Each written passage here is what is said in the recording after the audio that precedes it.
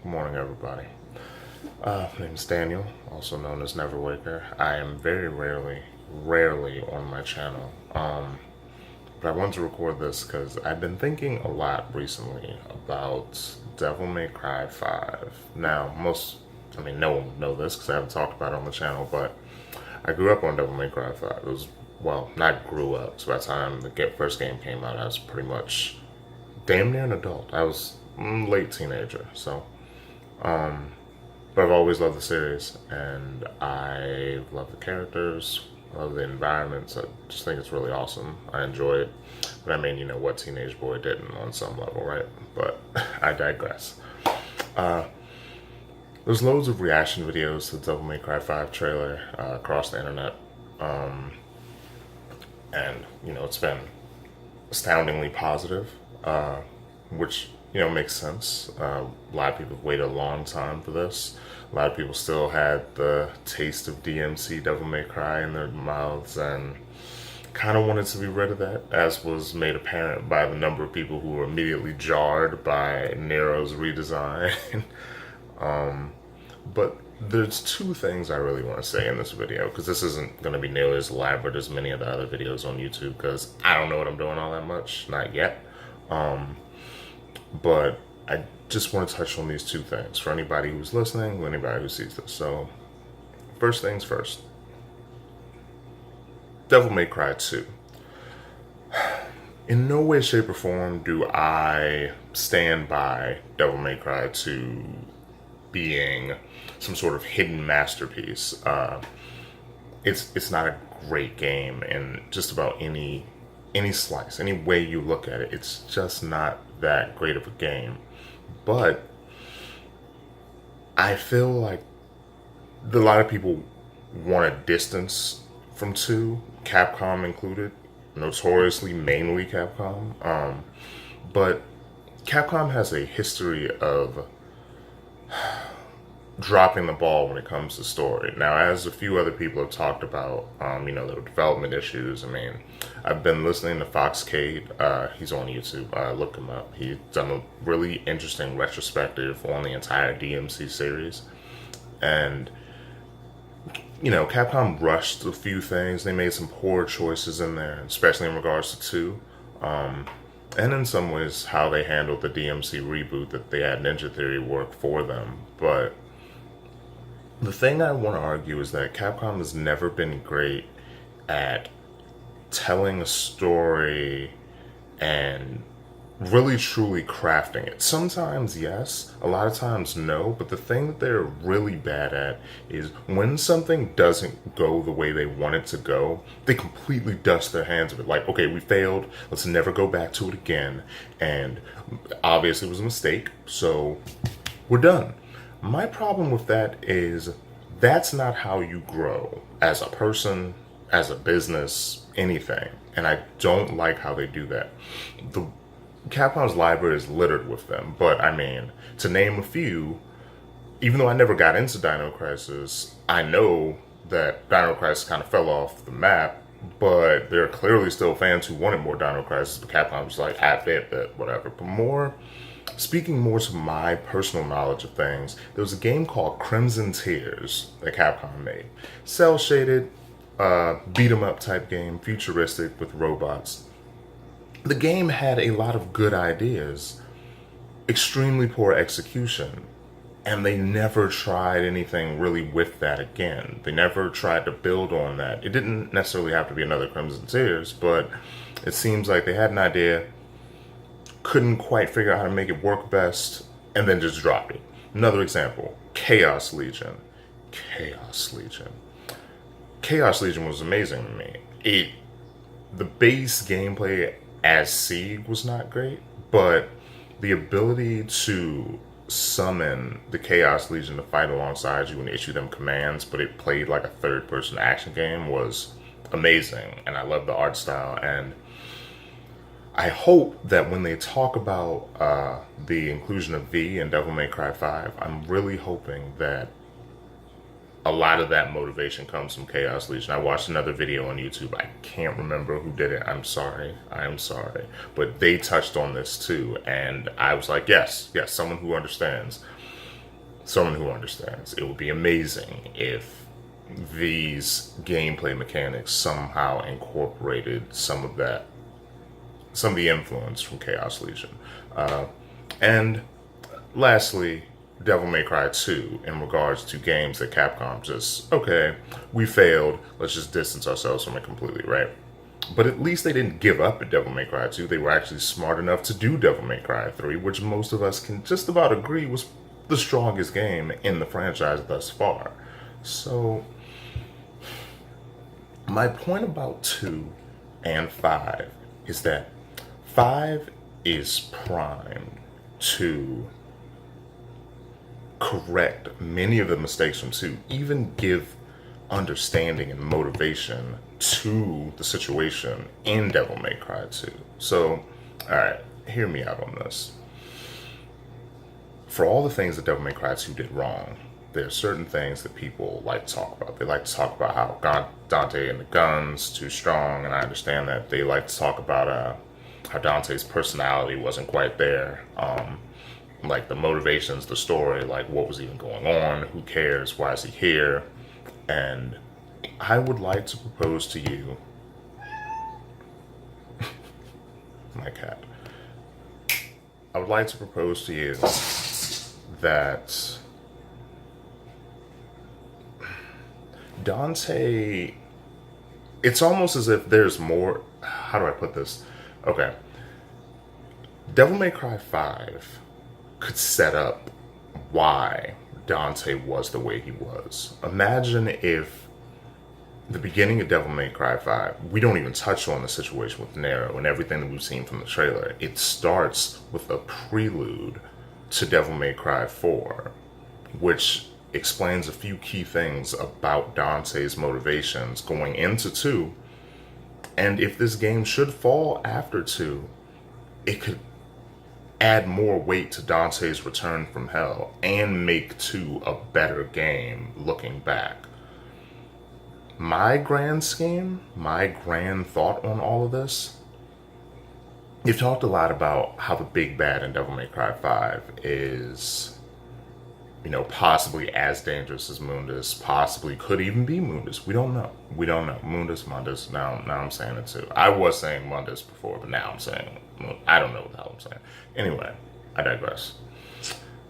Whoever's in this game could be Mundus, or could be someone close to Mundus, or just as bad as Mundus, or something along those lines. Now imagine if pre-Devil May Cry 2, timeline-wise, something happened, and either Trish or Lady is, sad as it is to say, is hurt or killed, right? It could even be by or connected to the person who is the main villain in Devil May Cry 5. So, in doing this, you just, in that very simple, we do a prelude, or even if we just tell a little backstory about the events leading up to 2, you effectively solve about 3 different things in Devil May Cry 2. 1, why Dante's there. Dante's there essentially to open a portal to the demon world. Because when you think about the game, he does the whole little thing with the coin, which, it fakes out Arius, but why even bother giving him any of the Arcana in the first place? Why would Dante be there? I would argue that he was there to help Arius open that demon world and subsequently go into it, and then subsequently go all the way to hell. This was always Dante's motivation in Devil May Cry 2, but it's never something that's addressed. But it could easily be why he was there. It could also explain his personality. He seemed distant and aloof and barely talkative in 2. I said speakative. Barely talkative in 2.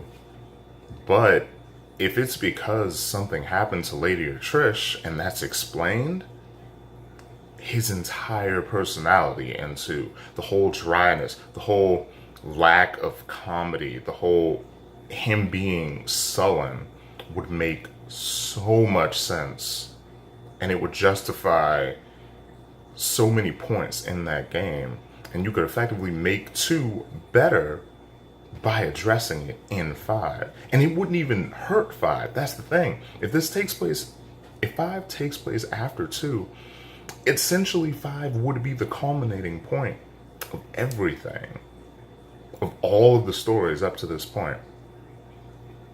Because that means, and that helps me segue from to my point about 2, my original thing about this video having 2 points about Devil May Cry 2, and the latter point being how amazed and how much potential Devil May Cry 5 has.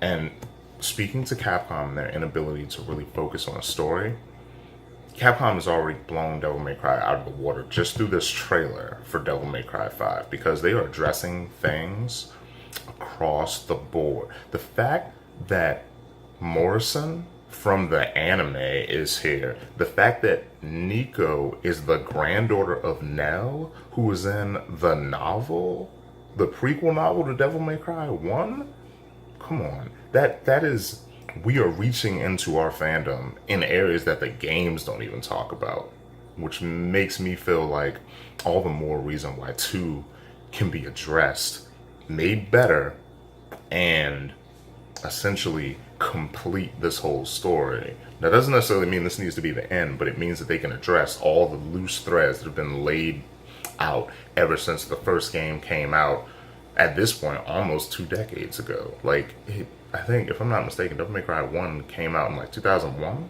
maybe 2002, but I mean, come on, it's 2018. So that's a lot of history to culminate in this game, and I love the fact that they are poised to do that. I love Nico's connections to Nell. I love, from what I believe I've read, that Nico's connection to Agnes as well.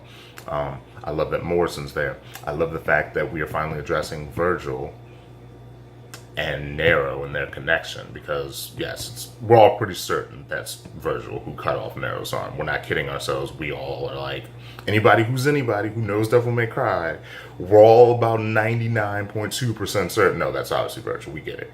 I hope that they address, if this person, the new demon or whatever, is connected to Mundus, or if it is Mundus himself, it's like we're tying back to 1. So between Virgil's return, we're tying back to 3 in the events of that, Mundus and everything there. And if there's any credence to my hope that something involving something happening to Trish or Lady or something ties into Dante's motivation going into 2, and then adding weight to his triumphant return from hell, because that's what it seems like. Him riding in on the motorcycle at the end of the trailer, a lot of people keep saying it's the same motorcycle we went in hell with, just modified. I'm like, that's very possible. It could be that, but it lends so much more to Dante's return in every regard, because it's a return to Devil May Cry traditionally. It's a return of Dante from hell after a journey that essentially, timeline-wise, he's technically been in hell in a sense for 15 years, because Devil May Cry 2 came out in like 2003, I think it was. So you're thinking, crap, it's been 15 years since the end of 2, and we've never addressed what happened to Dante after he said, yeah, let's go all the way to hell and rise the bike further into hell after beating the despair embodied. And it's like that, I'm sorry, I just really, really hope they address, because like I said, 2 is not a good game, but like so many other things can be made better based off the narratives you tell afterwards that connect to it. You can't salvage the gameplay, not really, I understand that, but you can salvage the story to a degree. You can't make it great, because it's never going to be great. But if you can tell some of the back motivations, that would be phenomenal, and I think that would be great, personally. I don't know how many of you feel that way, but look, we all make mistakes. Sometimes the best thing to do is to make the best of a bad situation, and that's life, right? Right. So that concludes it, guys. Looking forward to Devil May Cry 5, hoping they connect the dots. And yeah, yeah, I hope to see Lucia show up because again, I'm a fan of all things Devil May Cry, the good and the bad. I'll take it all. But yeah, hope Lucia shows up. Hope to see some good stuff between Nero and Virgil. Dante over the top. New character V doing some cool demon summoning stuff, like having some minions. That'd be awesome. I'd have fun with that. Oh, and yes, another thing about Devil May Cry 2. People can knock it, but it does one thing this entire series has failed at miserably, other than 2. And it is 2 separate stories that overlap at times. Because, let's be real with ourselves, Devil May Cry 1 and 3, great, but it's basically the same straight through no matter who you're playing with. And Devil May Cry 4 is Nero goes right, and once he hits the wall, Dante comes back left. That's basically the game. At least with Devil May Cry 2, which somehow preceded most of the DMC series, they were smart enough to make a game with 2 separate characters who were doing 2 separate things and occasionally crossed over. And I feel like Devil May Cry 5 can totally do that at least 3 separate ways with Dante, Nero, and newcomer V. So I'm really, really hoping they do that. And with that, I'm going to shut up now. Hope you guys enjoy it. I'd say subscribe, but there ain't much here. So yeah. Anyway, but yes, please feel free subscribe. We'll see how much more content pops up on here. But you know, hey, YouTube is for the fun of it all, right? You know, express yourself. Go be creative. Go speak your mind. And yeah. Happy playing, everybody. And I will see you all whenever I see you all. Take care.